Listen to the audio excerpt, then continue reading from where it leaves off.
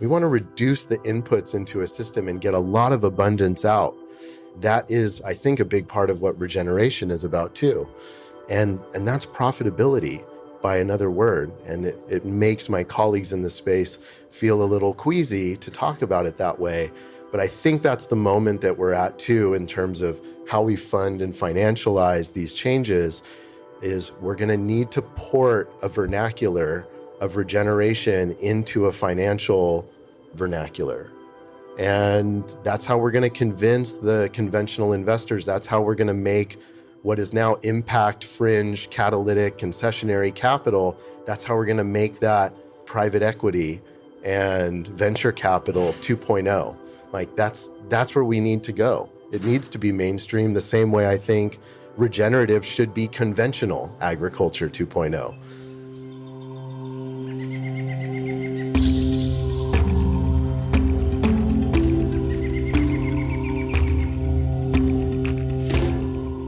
Welcome to the Regenerative Real Estate Podcast, a show about human environments and how they can be used as a force for good. Conversations that educate and inspire people looking for a different way to do real estate. I'm Neil Collins, and you are tuning in for a special episode that was recorded live at the end of the summer in 2023 at Latitude's annual Regenerative Real Estate Gathering. This was our second time that we organized this event, where our goal was and will forever be to bring together regenerative practitioners from across disciplines. It's here that just by the presence of holding space and being in conversations together, we can strengthen the movement to infuse regeneration into the way that we design, develop, and steward land and communities.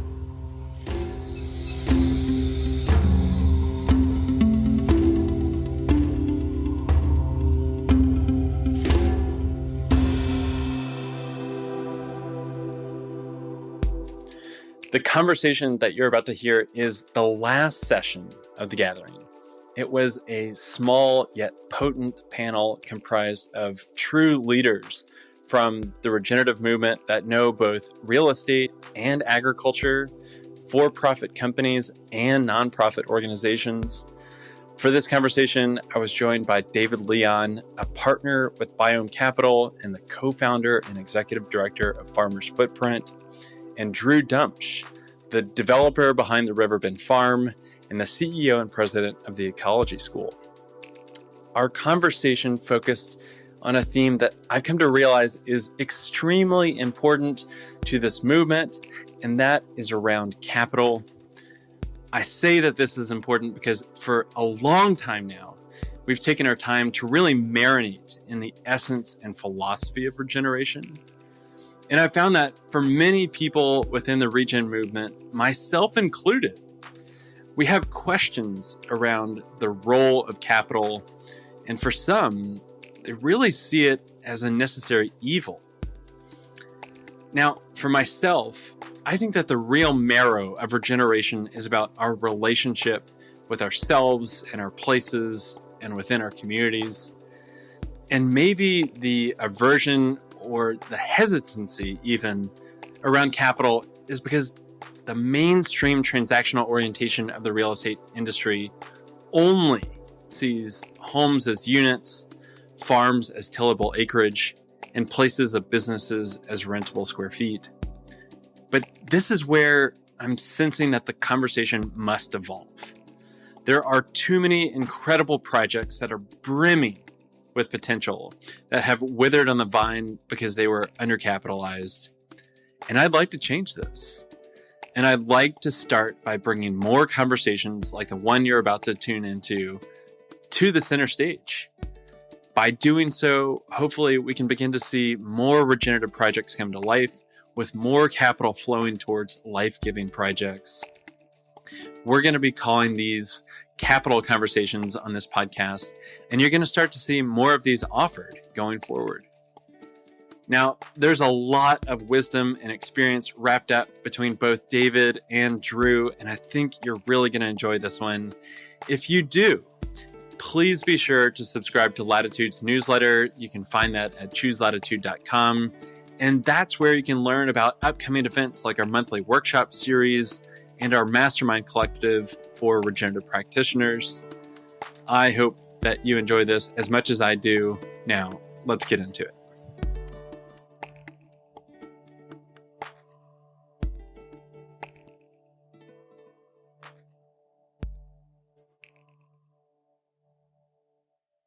Welcome, everybody. This is a really special episode of the Regenerative Real Estate Podcast. It's special because of where we are right now and the guests that we have and the audience that we have the privilege of having in attendance with us. Right now, we are at the Riverbend Farm in Saco, Maine. It is an incredibly beautiful place. We're on day 4 of the gathering, which is like an annual, it feels like a regenerative land summer camp set on 312 sprawling, beautiful acres that is stewarded by the Riverbend Farm that is home of the Ecology School. And with me today is the Executive Director, President, CEO of Riverbend Farm and the Ecology School, Drew Dumsch, who was a former podcast guest with an incredible background. So if you want to go deep into what Drew's story is, I really urge you to tune into that episode. We also are joined by David Leon, who is the Executive Director of Farmers Footprint and a principal at Biome Capital. And we are really going to go deep on where capital is at within the regenerative space right now. I think it is such a pleasure to have these two people particularly come on to give their perspective because of the perspective that they have on different aspects of the entire movement, starting from the farmers that are looking for ways to steward land to the children. That is really what attracted me to Drew's mission with the Ecology School of how do we attune ourselves towards the future generation. So how I would like to start is just getting some background context from you. Drew, do you want to open it up and just talk about the program of the Ecology School and a little bit about where we are right now? And then David, we'll kick it over to you about your work with Farmers Footprint. Thanks, Neil. So the Ecology School, we're an environmental living and learning center. Also an outdoor school, and that what outdoor school means is we work with a lot of public and private schools during the school year that bring their students, like an entire class, all the 6th graders in a community will come with their teachers and spend a week here at Riverbend Farm living and learning together. And actually, the Ecology School, we're nearing our 25th anniversary. Back in December of 1998, I and my dear colleagues Steve Signell and Brad Bradway filed our charter with the state of Maine to create the Ecology School. For many years, we were a seasonal renter, about 20 minutes down the road from where we're sitting right now at Riverbend Farm. We were renting a summer camp facility, which was great. We focused on programming, but we really, as connection with the land and farming became more and more important to our curriculum as an environmental learning center, we started to dream and aspire to have our own place. So in 2015, the amazing Riverbend Farm came on the market. And then the past 8 years has been this process of opening this facility. We've been open for almost 2.5 years now. We opened around Earth Day of 2021. Really excited to have our own place. We're sitting in a living building challenge, dining commons. We're still in the certification process, but we're embracing the work of the International Living Future Institute and really expanding now. We've been working with kids a lot, which is really important, as you said, but the ability to then have adult conferences coming here and supporting regenerative work and land trust work and agriculture education work has been really amazing to do. So, yeah, it seems like a badge of honor is for people to roll through the Ecology Center now. And it's so fun to hear the professionals and the practitioners that I think are really changing the culture say, I spent time at the Ecology School. So how about you, David? You've been at the forefront of growing Farmers Footprint, an incredibly interesting organization. What's the background with the work you're doing with farmers? Yeah, thanks, Neil. Thank you for having me here, by the way, this incredibly inspiring group of people. So Farmer's Footprint really started from a story. That's really the kernel and genesis. I co-founded the organization with a medical doctor who got really interested after working in cancer therapies research and in rural clinical practice, that giving his patients plant-based diet recommendations and seeing inflammation markers go up got him really interested in food production and what was going on in agriculture. And so he set out in 2018 to actually measure runoff from agricultural activities across the Mississippi River system, from the upper Midwest all the way down to what we know as Cancer Alley and the degradation that's happening in the Gulf of Mexico. We wanted to shoot a documentary that was originally going to be very scientifically sort of based and measuring that movement of those chemicals through the river system. It changed as soon as we started meeting farmers along that corridor. And particularly what ended up was this very poetic human story about a farm family, the Breitkreuzes, up in Minnesota, who were sort of on the forefront in their community of what we would now call sort of a regenerative transition on their farm. And this was an unlearning of a lot of the ways they were taught to farm, and getting back to soil health and understanding relationship with land. And that human story really became the genesis of Farmer's Footprint, meaning there was an understanding that we are all connected to our food system, that you actually don't have to be a farmer to participate and have a stake in it, and that every expertise is really needed in the connectivity to agriculture. We can't just rely on farmers or farm workers or food brands to pull us up out of this food system we're in. We need creatives, we need architects, we need real estate agents, we need investors. So we need all types, because this is a multi-trillion-dollar sector of the economy, and it touches everything. And what the human stories actually were able to do was take it out of, hey, this is a soil science issue or a climate science issue. This is a human issue. And what everyone saw in those stories, the faces of those farmers, was a reflection of themselves and perhaps a direction on how they could find their own agency in being a part of their food system in an additive way. And so that's what we've been building. We built a nonprofit that is centered on storytelling. We talk a lot about the intersection of human health and agriculture, but also where it intersects with those other areas. So my first question coming into the space, my background is as in venture-backed startup, as an operator. This is the first nonprofit I've ever run.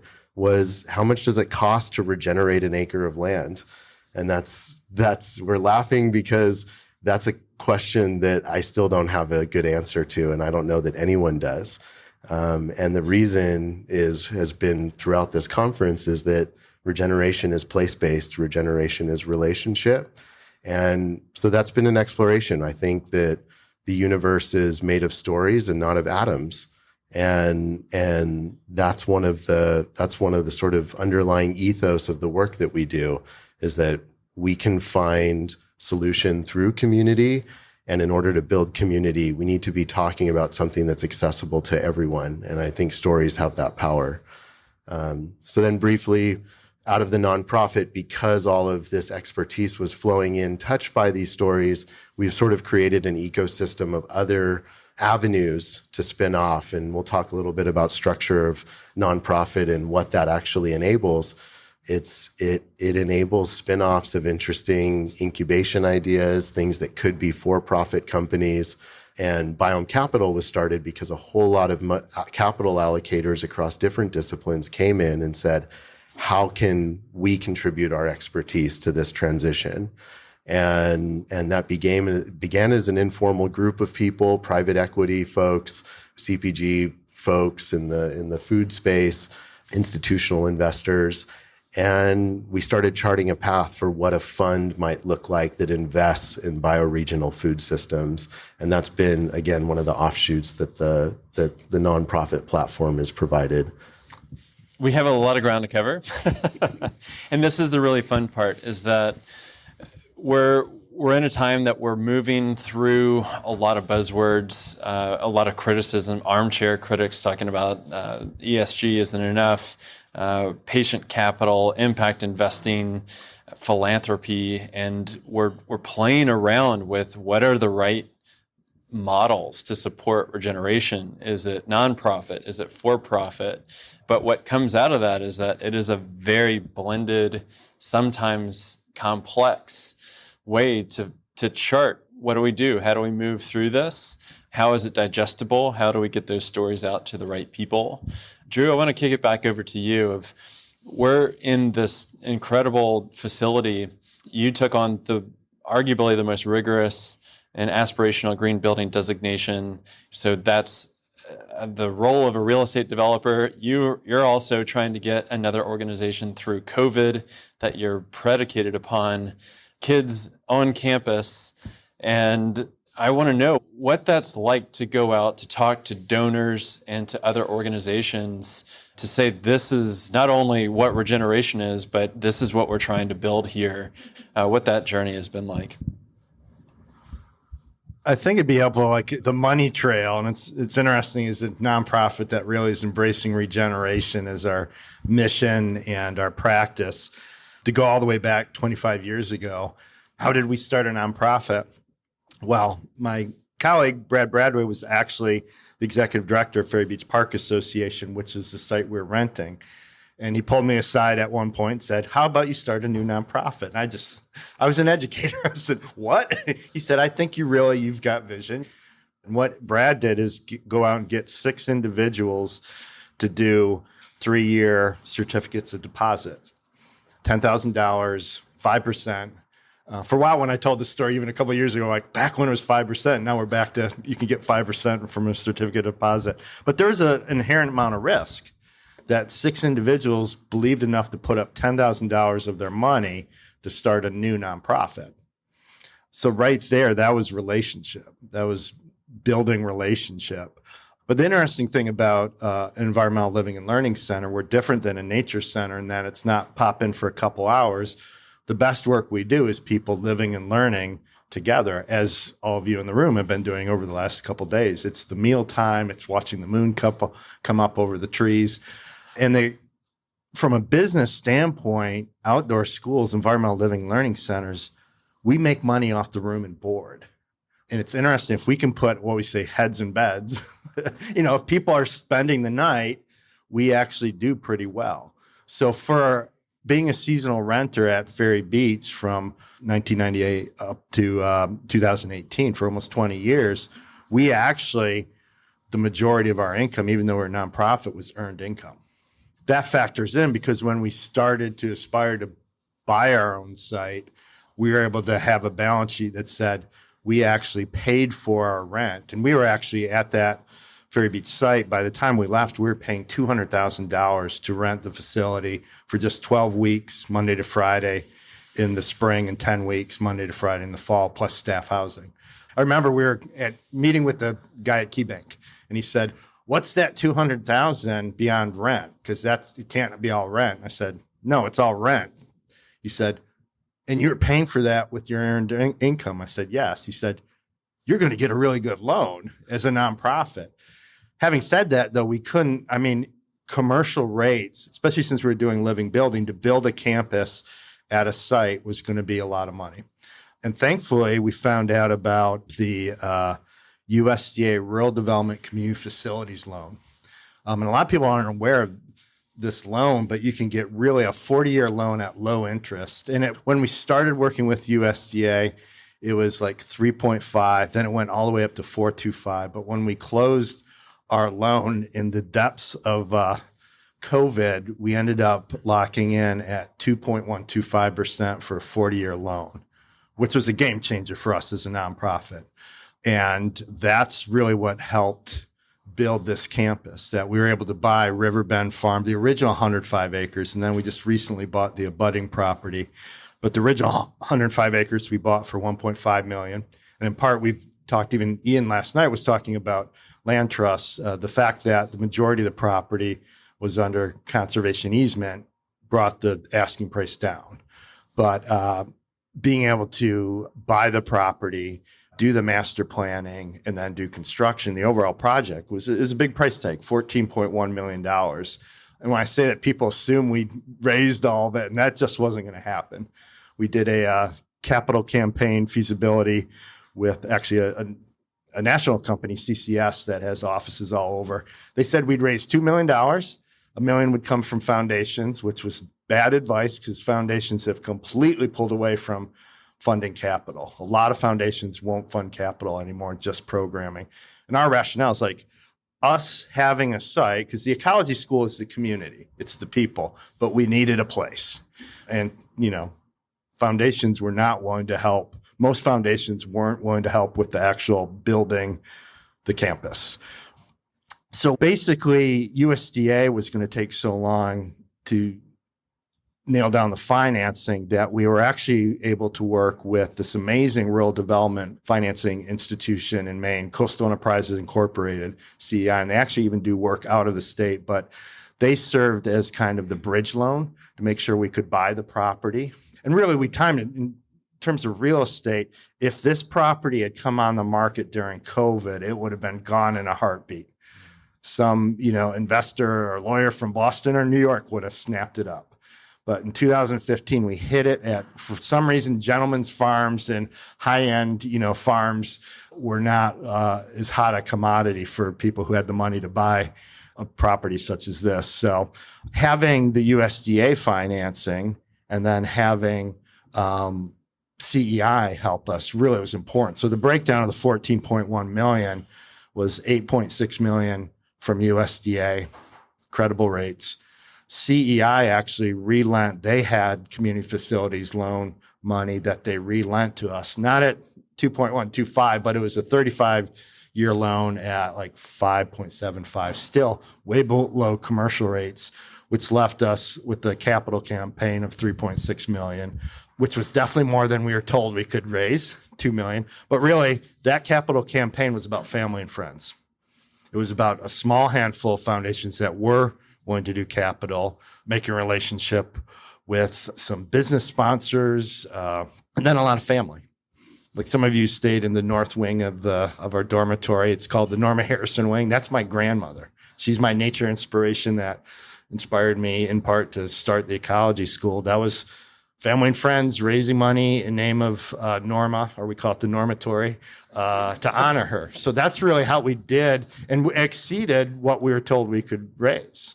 In fact, we raised more than 3.6. We raised 3.7 million. So putting those pieces all together. And the one thing, just to wrap up kind of the money trail, what's amazing about the USDA Rural Development Community Facilities loan is they'll loan at 100% of appraised value, which no commercial entity would do.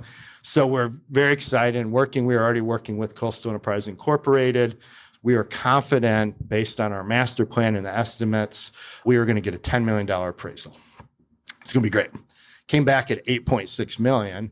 And some of you heard the story. I tell a lot. I mean, the appraisal was so poorly thought through.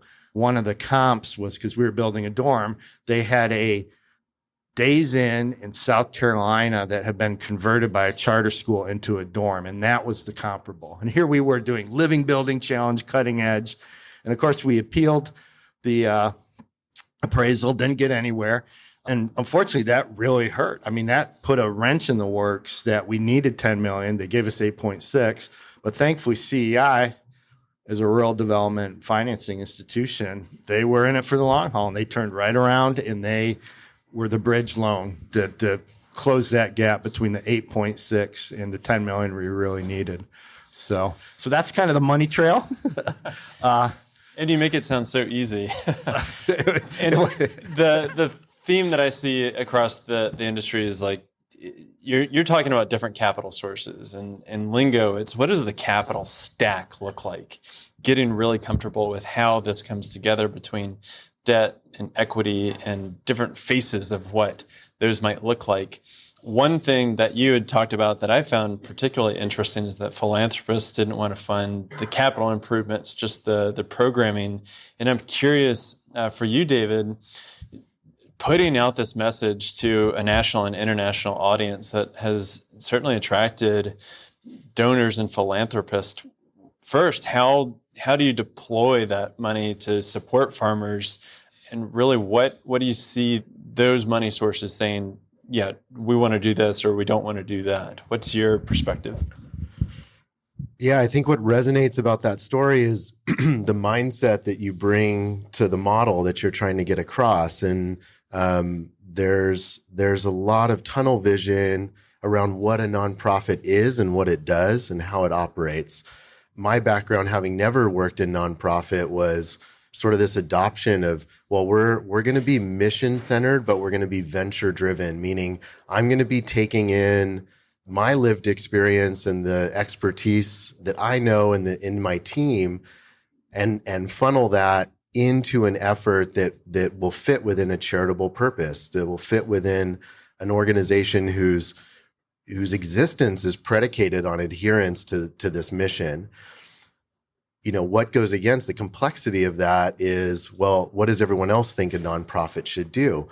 And the fact is, like, this is evidence of, this is not what a lot of people think of when they think of a nonprofit. A lot of people think of direct aid types of organizations. So there's a whole mosaic and range of things that nonprofits do and how they operate. And we are not a direct aid organization. We work on sort of macro advocacy types of things, and particularly with media storytelling. That's not something that a lot of philanthropy loves to fund. It's a no-brainer for commercial for-profit that you have to do marketing to increase the pie. That's not a value in a lot of nonprofit circles and philanthropy circles. They want their name on a white paper. They want some tangible, like, we delivered X meals for X dollars. They're looking at expense ratios. But when you're trying to build a rapidly growing, highly impactful organization, you need to be flexible. You need to be able to move and invest where you see fit. You need to be able to invest and pay people, good people. And for a lot of nonprofits, their social media or their content marketing storytelling, that's going to a college intern because it's sort of not what they're primarily funded for.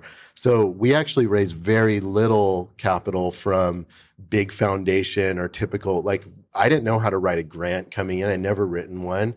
And most of the team that I hired was not from the nonprofit space either. We built a team with content marketers and digital performance marketers and storytellers. These were not folks who had gone in and tried to apply for, jump through 50 flaming hoops for 25 grand from a foundation.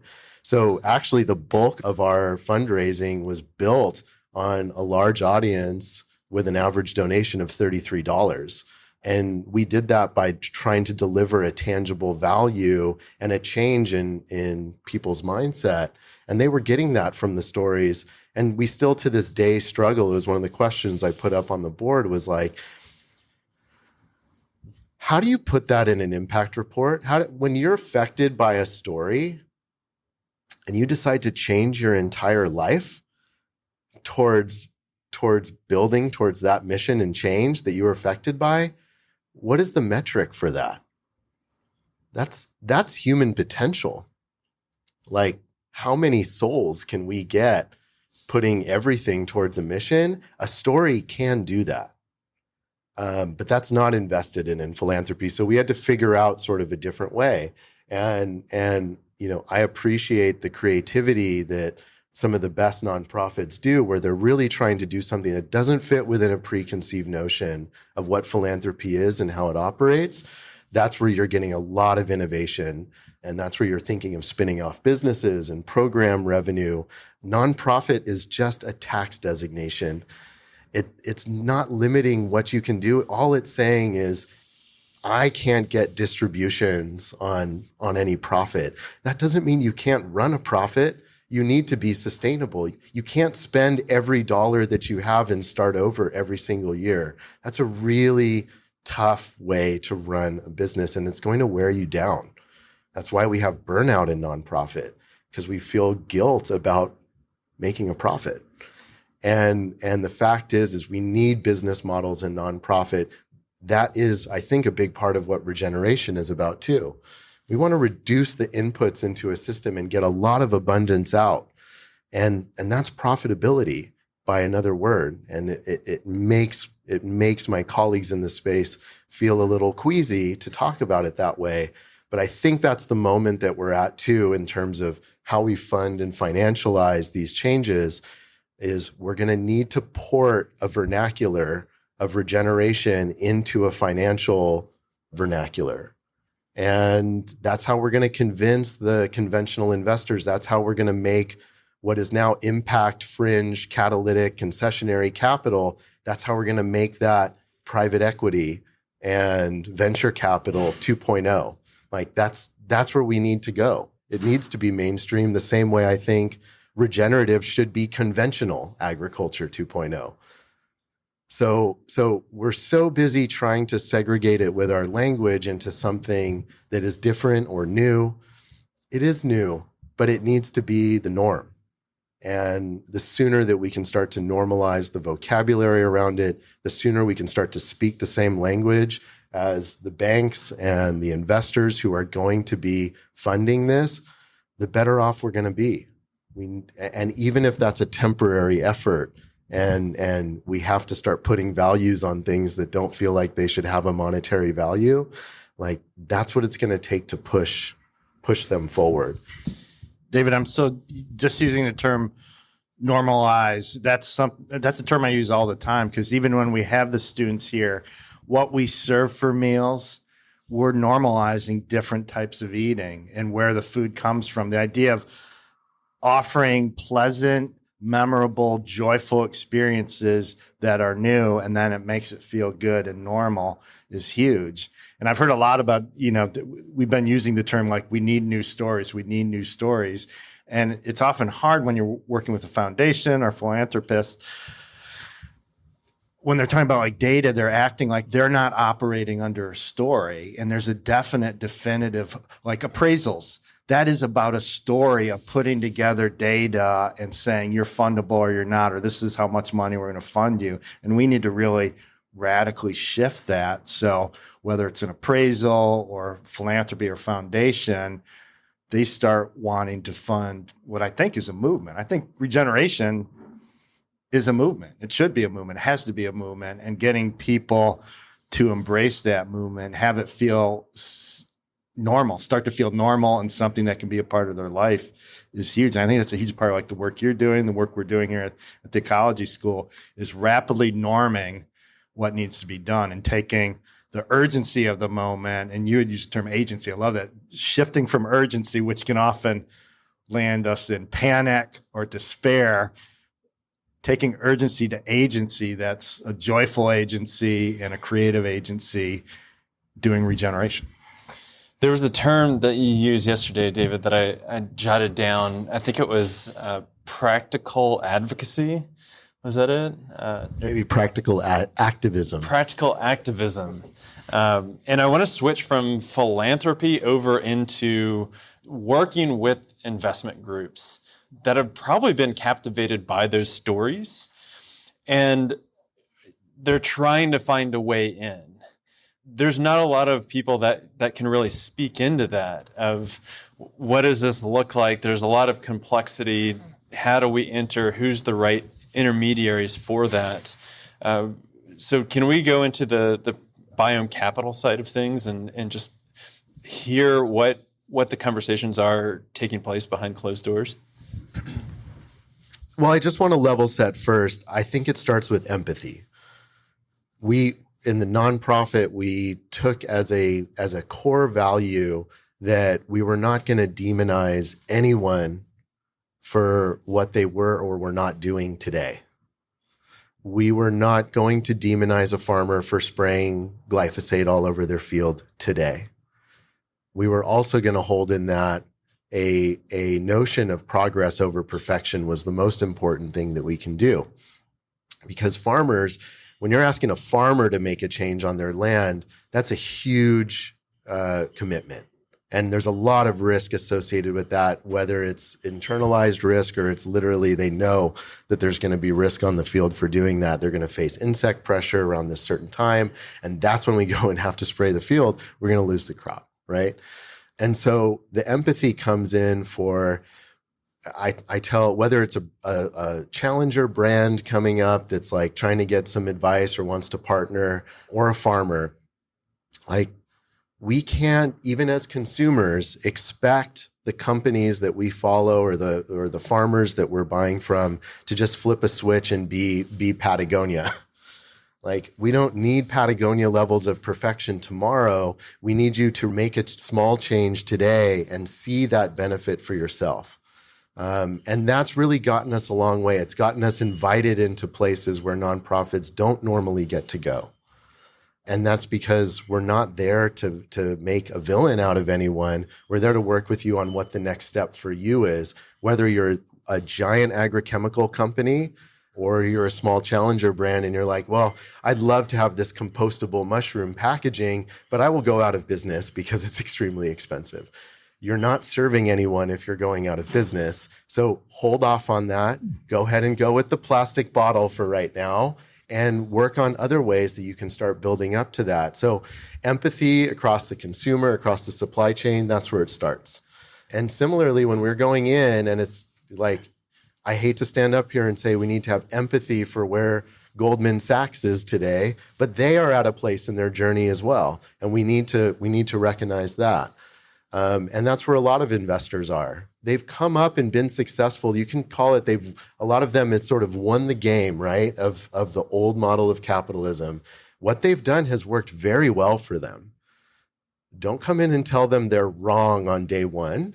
Say, this is how we can start to take all that expertise and point it into a more additive direction. And I've been surprised by what I've heard back by that. One, we got to remember that these, whether you're a big investment firm or you're Nestle or something, you're made up of a bunch of people that are paying their mortgage, want their kids to be healthy, and hopefully want their communities to be healthy and the land around it to be healthy. So help enable them to find the agency that they have within the position of a big company and a bureaucracy. And remember that everyone has a boss, even the CEO has a board. Like, everyone's got someone that they're reporting to, and that's an opportunity. That's an opportunity to show that there's progress to be made somewhere.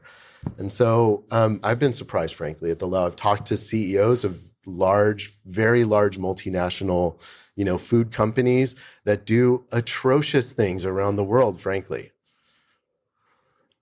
There is a desire to take steps towards better directions. And instead of saying, not going to work with you, that's not enough, say, okay, how can we support that next step? And how are we going to help you realize the value of that step? We want to make that as tangible as possible for them so that they take step number 2. And so that's what I call practical activism. It's came from a self-awareness that I don't think I was an activist, that I would actually much rather get invited into these difficult spaces with the enemy, as they were painted off in, and say, how am I going to work with you to get this through to the next level? And that's been a huge unlock. And it's allowed me to learn a lot more about what their constraints are, what their latitude is, their flexibility to go ahead and try to make something different, and then get creative with them. And same thing, we've been agnostic about things like certification for the same reason. I think certifications play important roles, but often we need flexibility in the living world. Farmers definitely need it, and it can become exclusionary if we make, that beacon on the hill certification the only thing.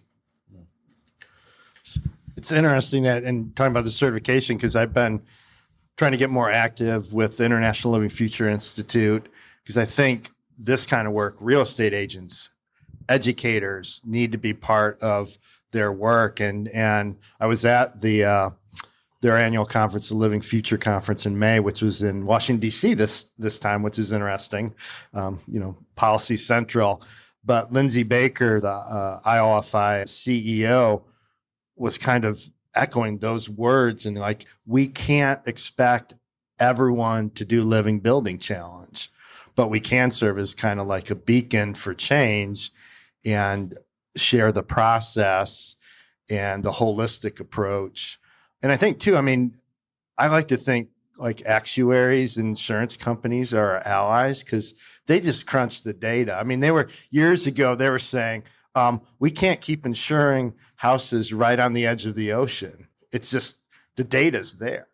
So hearing what you're saying, David, these CEOs, they actually do have the data and they know where things are headed and the writing is on the wall, and being able to, from a practical standpoint, like knowing that like Texas is this huge oil extraction state, and yet they're leading the way in solar and wind because they're being practical too at the same time. And our ability to norm that kind of the practical, localized food systems actually are making more and more sense. This is a great example right there. So I get a lot of project proposals that come across my desk that they always start off with, this is a world-changing pilot program. It's meant to be a model that other people can follow. And there's more substance around the transformational aspirations than there is around some of the mainstream business operations. I'm curious if you see that as well, David, around like how do you even invest in what is a really early stage movement that goes across the supply chain, out of agriculture, into building, into consumer good products. What are you seeing from that perspective of where the people that are seeking money to the investors that are wanting to place money, are they landing and connecting? We're trying. There's definitely bridges being built from both ends of the chasm, right? And there's a lot of misses. I think like the Regenesis work and Carol Sanford's work, there's like a lot of dead ends. If anyone who's done that work, you're like, and then you like hit a dead end. And you're like, no, I got to go back and go around. And that's the stage that we're at. There's no model for this. And so I'm seeing a lot of that. And I think that's where relationship starts to smooth over those issues, because where two parties in a real estate transaction, a traditional, say a commercial real estate transaction, they don't actually have to have a ton of relationship, because there's a good template for sort of how diligence is done, how the transaction is executed. I think for these sorts of early stage transactions where you're really building some unique bridges that with a lot of curves in the road, is you better have a strong relationship with that other party. And that's really the time that it takes. Like most of the deals that we're diligencing with farmers are kitchen table conversations with the entire family there. The family is not unified always, usually, in the way that they're approaching the deal. So there's a lot of stakeholders, and you also have to traverse up and down the supply chain from there. You have to spend time on the land. You have to talk to the customers and the offtake agreements. You have to really try to get, like an ecologist would, as holistic a picture of as you can of what this business is looking like, because we don't have like the telling metrics. It's not just cap rate, There's a lot of commercial real estate investors that can do sort of back of napkin and have a sense early on, like, yeah, this is kind of going to work. We literally don't know where things are going when we're starting these sorts of deals. And I think it's just a function of the time and space that we're at. The good thing is there's a lot of folks working and iterating on this. It's very collegial right now because the tent is pretty small. We have almost 1 billion acres of land, ranch and farmland in the US. And we are nowhere near the vehicles of capital that are going to be able to address the size of the market right now. So, the stage that we're at, I was talking to Mark yesterday, like we need to out collaborate the competition right now. That's sort of the stage that we're at. There is no jostling for deal flow. Everyone's seeing essentially the same things, and we're all trading notes. So it's a really actually interesting and fun time to be And it's this wave of change in what is an incumbent type of capital deployment market into something that, people are thinking very differently about and are starting to innovate together in ways that they haven't before. What I see is you have incredibly bright farmers that are trying to adopt regenerative practices. You have building scientists that are creating incredible building prototypes and ways in which we can construct the built environment differently and change supply chains. They're typically not sitting in having their door knocked on by venture capitalists saying, "Let me have tea with you." I want to speak up for them because those are the people that I'm really inspired by. How do they get into those conversations to be at the table to figure out how to get? I think this is one of the advantages of working in an ecosystem of different types of organizations. So in our case, Farmers Footprint, the nonprofit, ended up building a lot of authentic trust and relationship with growers all over the country and now the world. And that as an entry point for a capital conversation was extremely important. Like it moved at the speed of trust.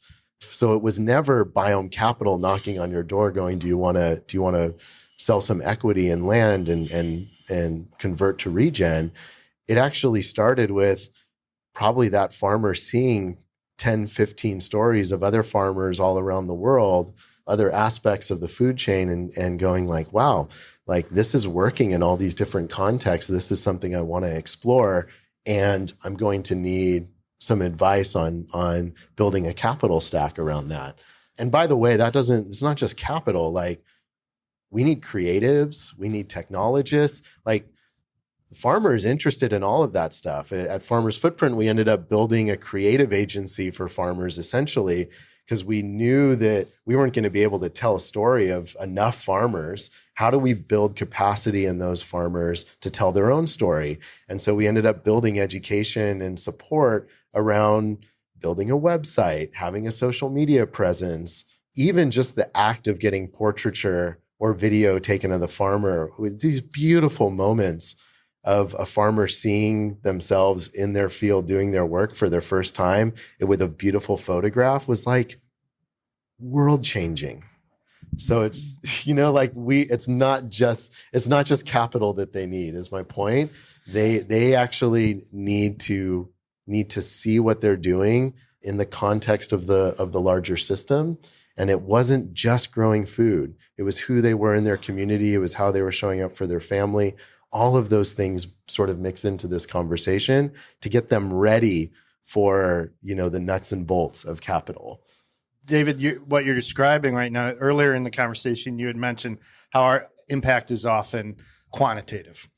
And actually, the Ecology School, we were able to do, it's called MSc, Most Significant Change. And it's actually a qualitative approach where you interview alumni of a program several years out to see what stuck and to see what they remember. And for our example, interviewing high school kids who had come to the Ecology School as 5th and 6th graders and what they retained and what they remembered. And was it influencing as they were headed off to college? Was that influencing them at all? And it was really an incredible way, not on pounds of food grown or number of people served. It was actually a story of change.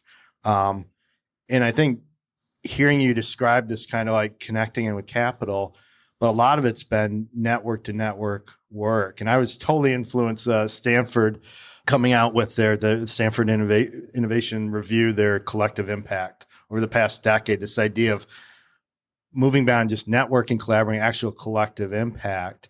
And what's been exciting, this is testament right here. Here we have a bunch of real estate agents and developers who are at an educational nonprofit with some people from land trusts. So I'm inspired that there's this new networking of networks and trying to reduce the parallel tracking in the work and actually coming together, that farmers are coming together with land trusts, that are coming together with educators, that are coming together with the federal government. I mean, USDA should be proud that they financed this. It's right now, I've not got them to embrace the fact that they financed something really innovative.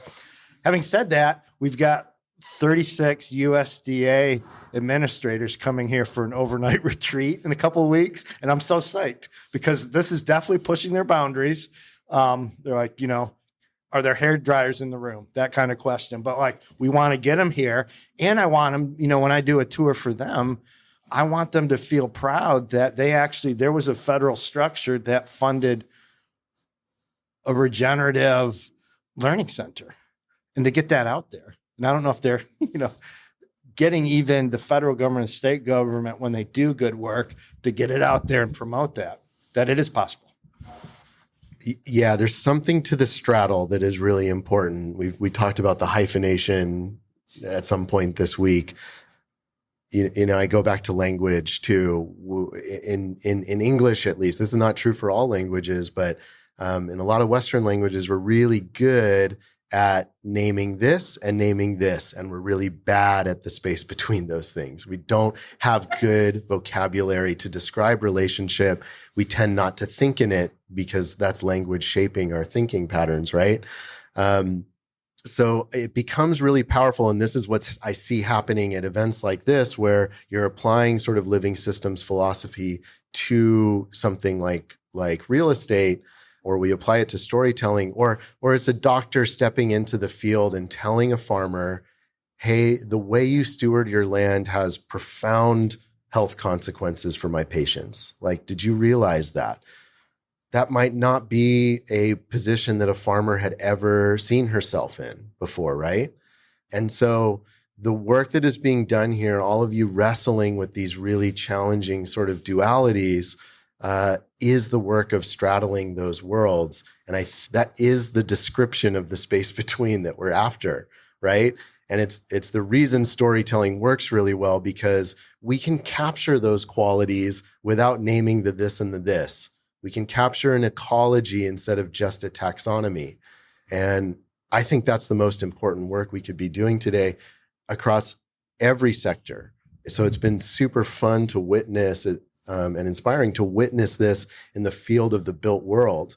We have another program where we're working with some folks from out of the regenerative side under Farmers Footprint, where we're working with food business executives on how they can apply these principles to rethink the system in which they're operating. Meaning, how do we change the aim of a food company and the food system in which it operates to be one that nourishes everyone instead of one that delivers calories as cheaply as possible? We've learned how to optimize calorie delivery extremely cheaply. That is not nourishing everyone. This is the rallying cry that I have, and those around me know that I'll go blue in the face around this concept of interdependence. It's amazing to have urban planners and architects and developers and financiers and farmers all with under the same roof that are really trying to come together to figure out what that common narrative is and to find these different paths. What I want to do right now is open it up to the audience here. If you have a question, I am going to repeat it, and we can go from there. So go ahead, Rabina. Yes. Okay. This question's for David. Why a nonprofit for Farmers Footprint? So why a nonprofit for Farmers Footprint? Why not a for-profit enterprise?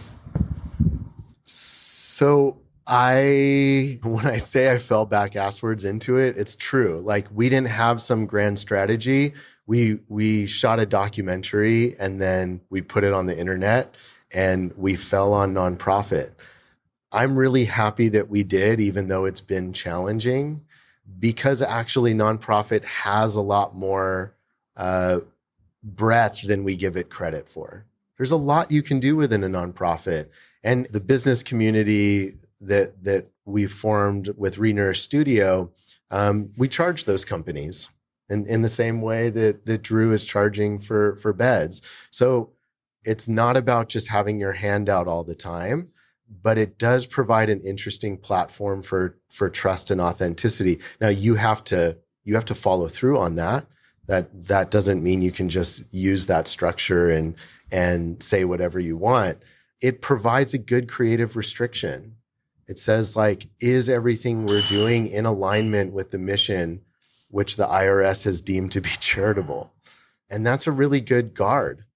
And the governance of a nonprofit provides a lot of interesting flexibility. We were talking yesterday about corporations are really predictable in what they value. It's shareholder value. Like, they're looking at that price. They want to make sure you're delivering. So there's ways you can exploit that for good because it's predictable. And nonprofits, similarly, you can create governance that really keeps you laser focused on the mission. It's hard work to create governance, and it's hard work to create that body that's going to really be a steward of that mission. But if you're intentional about that, it becomes a really good way to keep you on the track and a filter by which you can make decisions that are not that don't fall back on just motivated by money. Which is why I had my board of directors come and listen to Bill read. Because they're the governance of the Ecology School, and for them to spend time listening to Bill and be in the room with you was important. Thank you. And then just a follow-up question. Is the creative agency part of Farmers Footprint and also part of the nonprofit, or is it a separate entity? Yeah, so the question was about the structure. We call it the Nest, and it's a program of the nonprofit right now. I say right now because, I think what we found in Renourish will likely be spun off. We don't know yet if it's sort of like, you have to ask with every program, what does it want to be when it grows up? And Renourish itself may be a nonprofit or a for-profit. We've thought about creating a for-profit creative agency. It's currently existing as a program in a nonprofit way. I will say one of the things that it's done, Renourish, as we developed it, was not venture backable. We would not have been able to raise money. It was like, imagine trying to explain without the luxury of having Bill Reed right next to you explaining it. Imagine trying to explain that to like an early stage investor. Like, it was hard to even write about what we were doing. We had no outcomes yet. Like, we didn't know where it was going to go or if it was going to work. What we did get is we got a bunch of influential food businesses to come on and do it. And it was really important that it was incubated in a philanthropic space first. We were able to raise the philanthropic dollars. We were find sort of mission-aligned investors and raise that money without any payback. That's a great use of a nonprofit. Build nonprofit incubators by all means. Like, don't have to take any equity out of anything you're doing, and you can raise capital that doesn't have any strings attached. I'm really excited about the possibilities of using that structure for incubation of ideas that are not ready for even early stage investment. I think it's a viable path. Can we have a Shark Tank kind of structure for Let's this? do it. And take it, yeah. It's the narrative that I've been trying to talk to some folks in the state. I'd love to do like a high school green business weekend where we have high school kids designing businesses and figuring out financing, but focused on things like agroecology and green building. But to take those structures, which are really competitive, and can you have a narrative of collaboration and collective impact that's meaningful and people will pay attention to? Drew's ready to start the franchise model of the Ecology School, everybody. We've got time for one more question. Who wants to bring us home? I want to provide some testimony just about the power of storytelling, and specifically the Farmers Footprint storytelling. And that, like, the reason that I'm here is because in 2018, 2019, I heard a podcast about Farmers Footprint. And I was doing a lot of computer work and camera work, and I just heard these powerful stories about regeneration of the land. I watched the documentary, and then that set me off on this path that I'm on now, and has ultimately led me to Latitude. So it's been a 4 or 5 year journey, but like, it literally started with listening to a podcast about Farmers Footprint. So it's beautiful to be here full circle right now. Did you mic yourself for that? Because well, everybody, thank you so much for joining in. Thank you, David and Drew. It's such a pleasure to get to spend time with you guys. It's I'll mirror Jeff. I watched that Farmer's Footprint documentary, and it just struck me to my bones. And the Ecology School is one of those perennial places of just deep inspiration and admiration of your work, of patience and perseverance and true vision, Drew. So thank you for hosting us and for coming, David. Thank you. Thanks, Neil.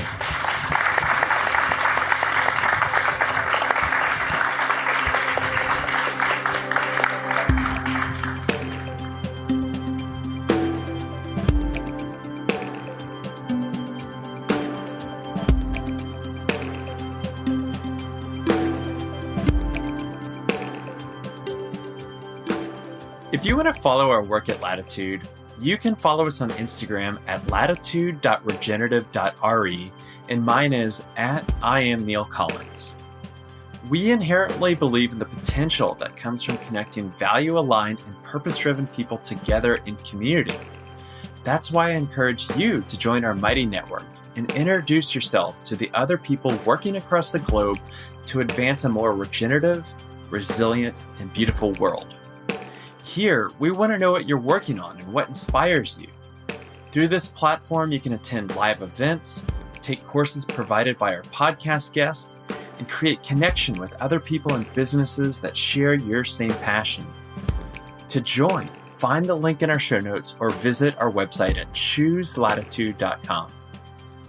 If you'd like to support the show, please share it with your friends and be sure to follow us on your podcast app so that you always have the latest episode downloaded.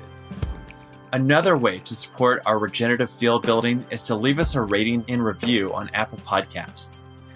Positive ratings help attract amazing guests, and they can be the deciding factor for someone else to tune in and listen. And who knows, maybe this is the kind of motivation that it takes for them to finally decide to align their profession with their sustainable and regenerative values and become a positive force for good within their own community. This show was produced by myself and edited by Anthony Wallace and offered as a part of our work with Latitude Regenerative Real Estate.